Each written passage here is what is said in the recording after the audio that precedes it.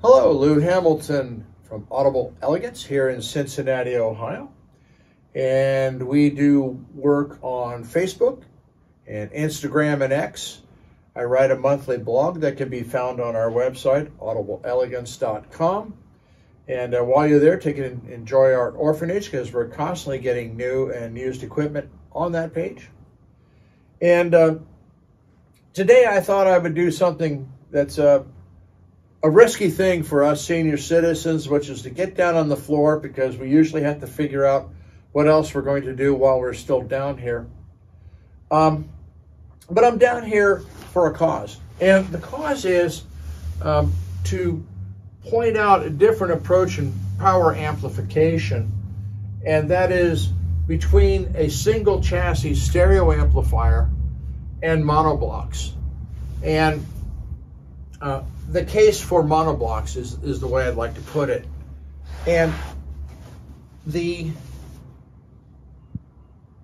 setup of most people's homes usually involves a singular point of destination where everything is stacked. And then it's just a matter of the length of the speaker cable that's involved. And with nearly all designs of amplification, it's appreciated. Mind you, it doesn't matter whether you believe in cables or not. The fact stands that the longer the speaker cable, the poorer the audio performance. You can use zip cord if you want, household wiring, I don't care, or you can get into specialty cables. The length makes a big difference. Now, the beauty of mono amplifiers is that you're not concerning yourself with having to position it and having the same length of cables. Now, I'm going to digress for a second because sometimes we have situations where we have amplification that is not centered at all, but actually is hard to one side or hard to the other.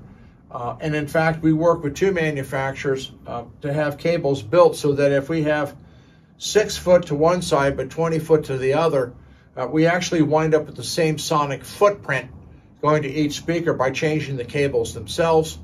Obviously, we're having to compromise the shorter length to be more sonically matched to the longer length. We can't do it the other way around. I guess we could, but it would be ungodly expensive. So that can be done. But with monoblocks, you don't have to make those type of decisions or compromises. For the moment, these are sitting in a rack centered up because we have cable that makes that easy to do that, to flip between designs. But ideally, you actually place the monoblock amplifiers very, very close to the speaker itself. Of course, that's assuming that you have electric there to power them. But the minute you do that, you take the effect, influence, degradation, cost out of the speaker cable. Because once you get down to about 2 feet, in our experience over 38 years, you'll be really hard pressed. Be damned if I have heard it, to hear any difference between any brand of cable or any cable at all once you get to about 2 feet. And at that point, you might go back to the old standard that Bryson would use in the early designs of its amplifiers, which is using RG8 communication cable. A very heavy cage, coaxial design, but at 2 feet, you'll hear no difference between that and if you spend, $5,000 on some brand X specialty cable. You just won't hear it. If you do, it's so minute that it doesn't justify the cost differential. So with monoblocks, you have that advantage. So you say, well, I'm kind of concerned about the length of the cable I have to put between the monoblocks, and you're saving money on the speaker cable, but I'm going to get killed on the interconnects. No, that's not true at all. Sonically, from the standpoint is that speaker cables are typically around 8 ohm load, so if you add 2 ohms of resistance, that's a significant factor. But a lot of your electronics are working at 50 or 100,000 ohms.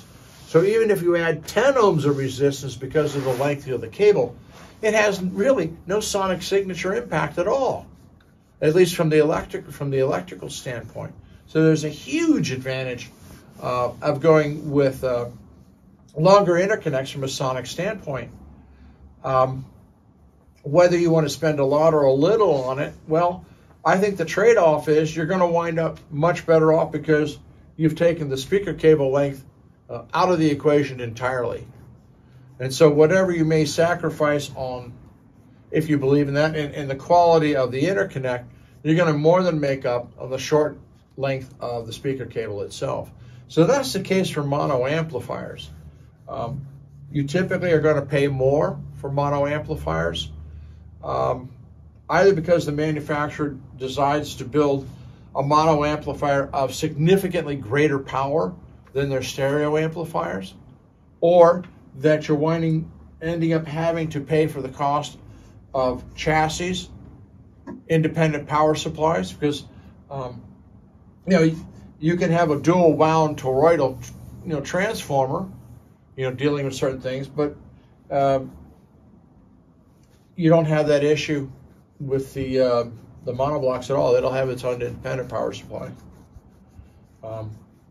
So nothing clever has to be done to power both channels because it's supplied by itself.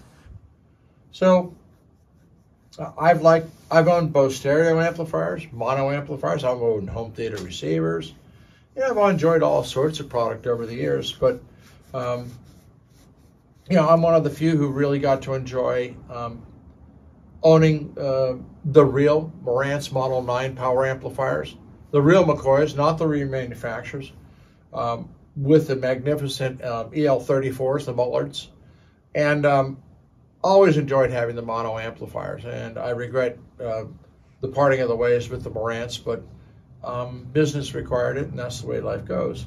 But mono amplifiers do have very distinct advantages in terms of audio performance, and I just wanted to lay that out while I'm down here, I guess. And there you are. You're more than welcome to set up, if you do it by appointment, to hear the difference between mono amplifiers driving the usual length of cables you find for stereo and that which happens when you use a long interconnect in monos. The difference is quite significant. So, but we have to do that by appointment because I can't keep tearing my store apart just for shits and giggles and taking up the time, because it's not a 5-minute task. It's not throwing a light switch. It's a little more dedication to it. So if you want to hear it, please set up an appointment and we'll make the arrangements. But only if you're interested in buying mono amplifiers, not because you're just curious. If you're just curious, trust me, and let it go at that. So there we are. Thanks.